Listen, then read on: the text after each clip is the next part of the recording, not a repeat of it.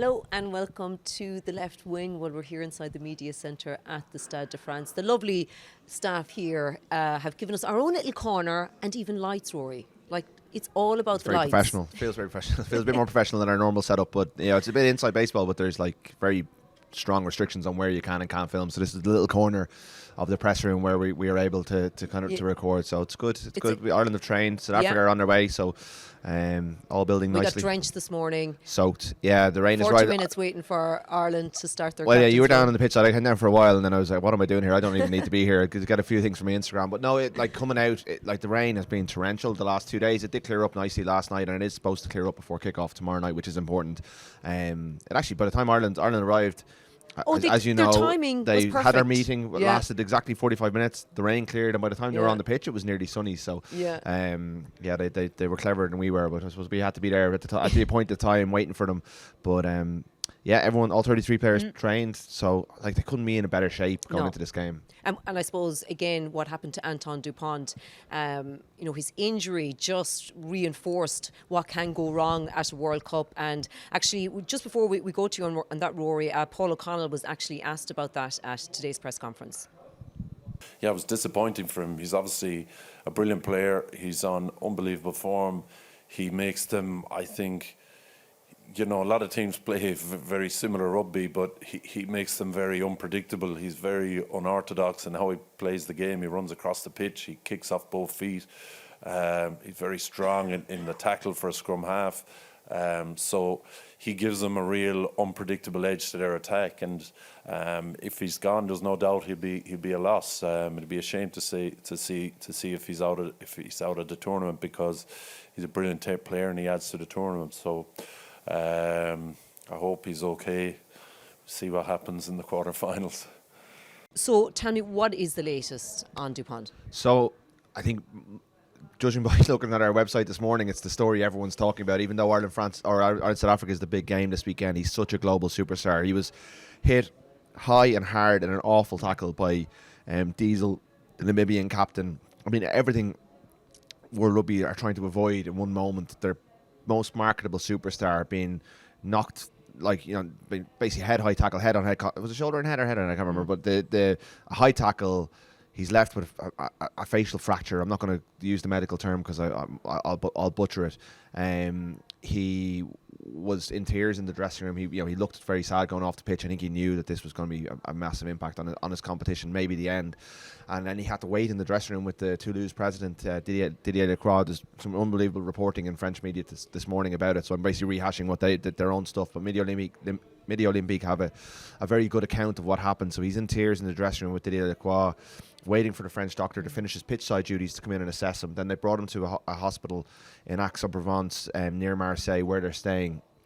A beautiful place that's kind of shrouded in kind of misery this morning, and apparently fans made their way to the hospital to stand outside and say their prayers, and his partner and his agent were in there with him. He was assessed. He stayed there overnight for observations, and this morning they've confirmed that he has suffered a facial fracture around his eye socket, upper cheekbone kind of area. I'm no medical expert, as you can probably tell. They say it's the people with knowledge of these injuries say it's about a 3 to 6 weeker, which would, I think if he has surgery, he's out of the tournament, but they're going to try and find a way of not doing the surgery and getting him back on the pitch as early as the quarterfinal, more likely the semi-final. I mean, you would hope that his safety is paramount to everything, and they're not going to kind of force the issue with an injury in that area, around your eye socket. Like, there's bigger things in life than rugby, even though the World Cup is enormous and he's a great star. Reminiscent of Dan Carter in 2011. Brian O'Driscoll.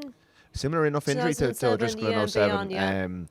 But so look, we don't know at this stage, and Paul O'Connell said, we don't know how long it's going to keep him out, but it's a massive impact on. It's awful, and it may end up benefiting Ireland. If Ireland lose tomorrow night and beat Scotland, they probably play France in the quarter-final, and you'd much rather play France with Luku than Dupont. But at the same time, you want to beat the best in the world. You want to see the world stars at the and Entomac's already out. So it's I think it's awful news. It's an awful look for the game. It's just all the bad stuff around rugby in one kind of encapsulated in one moment. You'd hope we're hoping that he is able to play a part, but I hope it doesn't come at a cost to his health long term, because if you rush back from an injury like that and you try and play with some sort of mask, you just don't know what sort of impact it could have on your future health, and that's, I hope, paramount at the centre of everything. Yeah, so we've just come from the press conference as well with Paul O'Connell, as we mentioned, Mac Hansen and Josh van der Fleer. And I was just saying to you before we started, I think it's really notable with the Ireland setup now how they are not afraid to talk them, not necessarily even talk themselves up, but not talk themselves down, which is what certainly won't talk the Springboks up. No. They'll respect them, but they're not going to be their hype merchants. In fact, Paul O'Connell says, that they probably don't focus on the opposition as much as you guys think that they might as well. Yeah, and I mean, it's a marked contrast to the Joe Schmidt era.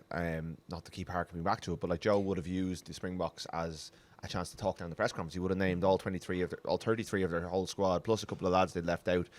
It was just his way of doing things, and he always loved talking up the opposition. He loved to pronounce the names perfectly. It was part of his style. It was part of the, someone would always ask about it, and we'd all just go, oh no, because we'd be here for about 5 minutes and none of it was usable because he was just listing names. Andy Farrell, like, obviously he knows who all these Springboks are, but you won't hear him talk about them in the press conference. He wants to talk about his team. He wants to project Ireland's strengths. I thought it was noticeable that they put the World Player of the Year up on the eve of the big game, Josh van der Fleer. It just again reminds everyone we have the World Player of the Year in our team. Mac Hansen, he's a character who, he's asked about his hair. South African media were asking about his hair. So it's lighter, it's offbeat, and O'Connell's just a brilliant speaker, and I really enjoyed listening to him about the game. But again, it was more about Ireland's strengths than South Africa's strengths, and we all get sucked in. I think it's the aura of the Springboks, it's the aura of the fact that they're world champions. Like, they deserve a lot of respect, but we do sometimes, I find on social media, everyone swoons when they see the South African team, and then the 7-1 split was such a big topic of conversation all week. But like, Ireland need I don't know if they need a nickname or whether they just win the World Cup so that people react in the same way. But that Ireland 23, I think it's a better team, a better 23 than South Africa have put out at the weekend. Yeah, no, I agree with you. And here's just Paul O'Connell talking about the tactical challenge that will come tomorrow. That's going to take a big performance for sure. They're an excellent side.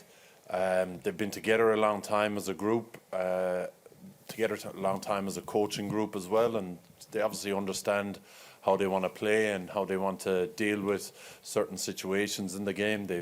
I think they've developed their game since the last World Cup and developed their game a lot since last autumn in particular. So our boys are under no doubt about how big a challenge it is. They obviously present a big physical challenge. I think we present a big physical challenge as well, and they present a real tactical challenge as well. They're a very smart side, and that's probably one of the things you admire most about them is the smarts they can bring along with their physicality. So I think it's a strength of our side as well. So we speak about this Irish team and what this Irish team stands for, and I think they've got to bring everything they've brought to the big occasions they've been in the last few years. We've had a Test series decider down in New Zealand in Wellington. We've had a Grand Slam decider. We've had a tough autumn series against some very tricky opposition, and the boys have always found a way and figured it out, and it's a real strength of theirs. So they're going to have to play super well tomorrow, but they're also going to have to figure things out, and it's something I really enjoy watching them do when they have a challenge in front of them, how they manage to figure it out as a group, and they're going to have to do that at the weekend. So talk tactics to me, Rory. What's this where coming do you down start to? with this game? I mean, Josh was obviously up, so the breakdown came up, and the breakdown is, like, especially in that second half when they roll off the three fetchers they have on the bench, Van Staden, Fourie and Quagga Smith, they're going to go after Ireland's ball. I think something like 70% of Ireland's rucks in the two games they've had previously were between 0 and 3 seconds, which is the sweet spot, the LQB, lightning quick ball that the Kiwis identified about 10-15 years ago and as being the kind of mantra for every good team. And Ireland play off quick ball more than any other team. They rely on it. It's the source of their whole game, and South Africa are clearly going out to try and slow that ball down. They're going to dirty the ruck, they're going to dirty the maul, they're going to try and get scrums, they're going to low ball and play, they're going to try and grind Ireland into a battle and then roll on those 7 forwards to try and grind them even more. Now Ireland will try and fatigue their outside backs. I think they'll go after Colby and Curtly Arenza in the air. I think they will use their kicking game. And listening to Ron O'Gara yesterday talking about how you beat the blitz, it's like, don't go around it, go through it. Attack soft shoulders and limbs, force the high tackles, force the mistakes, build pressure through that way. It is one of the most fascinating clashes of style we've ever seen at a Rugby World Cup. I think it is the team that plays the fastest against the team who use brute force. And I'm South Africa. It's not just brute force and ignorance. They have lots of brains as well as the brawn. They're a really smart rugby team as well coached by Rassie Erasmus and Jacques Nienaber, who, Erasmus is sometimes a caricature, but he is incredibly razor sharp rugby mind. They have a plan. They've been building towards this for years. And like, if Ireland can get that quick ball, if they can get the Springboks moving around the pitch, if they can get a lead, which is crucial, if they can go South Africa want to go 3-6-9, Ireland usually score in sevens. Both teams will target a fast start, but I do think that Ireland have the capacity to get South Africa on the run, and if they can get that fast start and make South Africa chase, Libbok's kicking isn't up to it. They don't have Pollard on the bench. They've no backline replacements. They can't really change anything tactically to go after the game in that way. But they can use their slow poison, grind you down, get you into the corner and keep you there for 20 minutes like they did against New Zealand. It's, the game could go one of many ways. If it goes that way, then Ireland might be in trouble. If they can play fast, they have them. And Ben O'Keefe has a big role to play. That the New Zealand referee,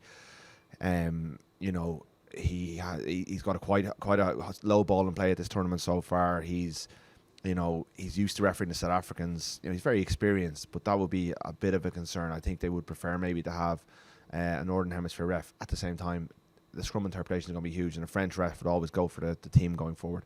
Like, I think you could talk about this. We could stay up all night talking about this game. Like, it's just fascinating, the different ways in. But I think Ireland have more aces than South Africa, and if they can play the game on their terms, they win. Yeah, okay, I'll get your prediction in a moment. But first of all, we also caught up with former Ulster and South Africa scrum-half Ruan Pienaar to get his view on this weekend's game. Ruan, thank you so much for joining us. Firstly, you have decided to play on for another season with the Cheetahs. So I'm signed until June next year. Just don't seem to get enough of this. It's crazy to think I'm still playing. I know the end is close for me, but I must say I'm still enjoying it. The body is still feeling all right. Obviously, the first few steps in the morning is quite challenging, and after that you start to warm up. But I'm still enjoying it. I'm still competitive. I enjoy waking up in the morning and going training. So I'm almost done, but not yet. I think you turn 40, is it next year? So how impressed are you with somebody like Johnny Sexton? He's 38 and he's still able to perform at that top test level. Yeah, I think it's amazing. He obviously looks well after himself. To play test match rugby at 38 is incredible, and he's obviously still playing some really good rugby, and he's still a very important player to this Irish team. So I think it's incredible to still see him out there and playing at another World Cup, and obviously in an Irish team that's doing really well at the moment. South Africa defending World Cup champions against the number 1 ranked team in the world, Ireland. Is this the kind of game you'd love to play in, Ruan? Yeah, I must say, and obviously there's a few Ulstermen that I've played with as well, so it's good to see them involved with this Irish team. But I think it's a massive game this weekend. I think everyone is so excited to see what's going to happen. I don't know which way this one's going to go, because Ireland's really playing well. I think South Africa's hit some nice form before this World Cup, but obviously, it's an exciting World Cup so far, and I'm looking forward to watch it this weekend. And some interesting decisions that Jacques Nienaber and Rassie Erasmus have made. They had the 4 scrum halves last week, and they've gone with a 7-1 split. Because of what they have achieved with South Africa, do they have, people's confidence in, the decisions that they're making? I think so, yes. And I think it was a strange one a few weeks ago when they did the same against New Zealand and Twickenham, and obviously worked really well. I think they're really spoiled for choice with a pack of 4s that they can pick from. I think it's incredible that they can field 2 completely different packs, but they don't lose anything. I think the quality they have is obviously incredible. I think Malcolm Marx at Hooker was a big loss for them. I think there's been a bit of controversy around this decision with them going for a 7-1 split. Some people like it, some don't. I don't think it's probably the most popular decision, but I think they spoiled for choice up front, and they've got players already in the starting lineup that can play a number of positions. So I think for this game, they feel it's the right way to go, and we'll see if it works again this weekend. Yeah, do you agree with it? That it's the 7-1 split? I don't know. It's the first time we saw it a few weeks ago, and I didn't really know what to make of it. I think it's a strength of South Africa. I think a lot of teams don't have that luxury, like I said, to have so many good forwards. And when you take one pack off and put the next one on, there's no drop in quality really. So I think South Africa is spoiled for choice, and yeah, like I said, there's a bit of controversy around it. I'm not too sure yet. I think South Africa have got a lot of players that can, like I said, play a number of positions. So I'm not too sure what to make of it. Obviously, do South Africa kind of feed off the aura that they have at World Cups and as former champions? Even the names, the bomb squad, and this Devons. Do they like having that aura around them? Yeah, I think so, and I think South Africa normally, when things have gone against them, or they've taken a big loss, they've managed to bounce back straight away. I mean, this is an experienced team. A lot of these guys was involved in 2019, so they know what it takes to win a World Cup. And obviously, they've added a lot of youngsters that's put up their hands over the last 4 years, and they've included them in the squad. So yeah, I think this is a really good South African team, but then again, they're playing an extremely good Ireland team. I think they've ticked a lot of boxes along the way in the last 4 years. A serious win in New Zealand, which not many teams will do. They're Six Nations champions. They've turned over most of the top nations in World Rugby. I think they're still unbeaten this year. So I think it's all made out to be a really, really good clash this weekend. What about the kicking game, Ruan? And who do you expect to come out on top in that area? Yeah, I think a lot of people. I mean, I obviously like the way Ireland play. They keep the ball for many phases. It's difficult to get all of the ball once they get going. It's a high tempo game, but then they've still got Johnny Sexton and the intelligence of all the players around him to know when to kick and when to keep all of the ball. So I think they still have, although they play an incredibly likable brand of rugby, they still have the intelligence on the field to play well. I think Gibson Park is in great form. And then you still have Conor Murray on the bench, which obviously is a great number 9, and he's got a great kicking game.